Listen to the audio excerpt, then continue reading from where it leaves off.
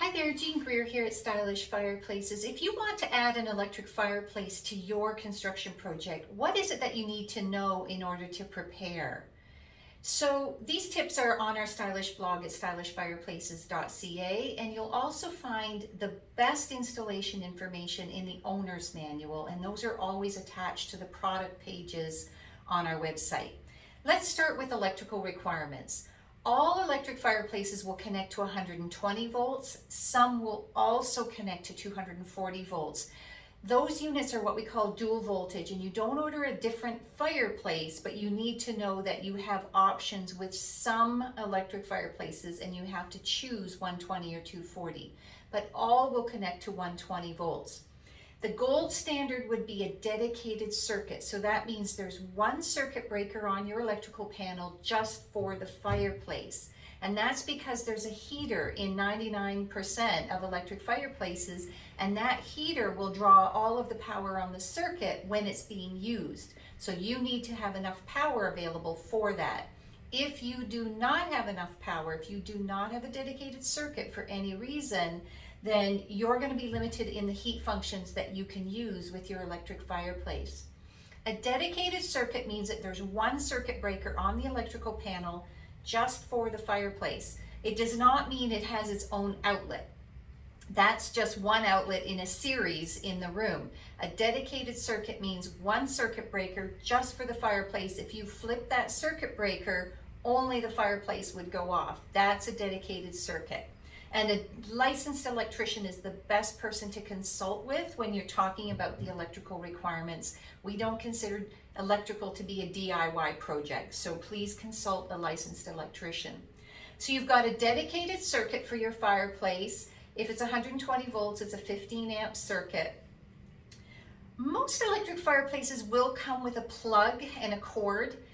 You can use that, but pretty much any electric fireplace can be direct wired, and you just strip off the cord that comes with it.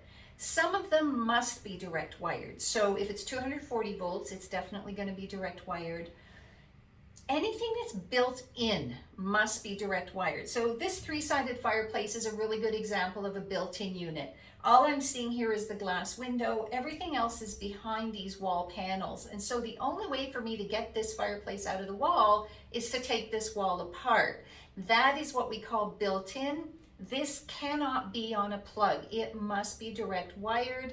There will be a plug with it quite often. The manufacturers do that for testing and for the early stages of the installation. But before this wall is closed up, this built-in fireplace must go on a direct wire connection. So keep that in mind when you're selecting your fireplace, because not all situations would allow you to have a direct wire. I can think of condo situations where the wiring just isn't there to do that, and so it would be very difficult to have a built-in unit. Let's talk about framing and clearance. Electric fireplaces are zero clearance, so there is no combustion going on inside. This flame is not being created by anything burning. It's light's an illusion. So there's no combustion.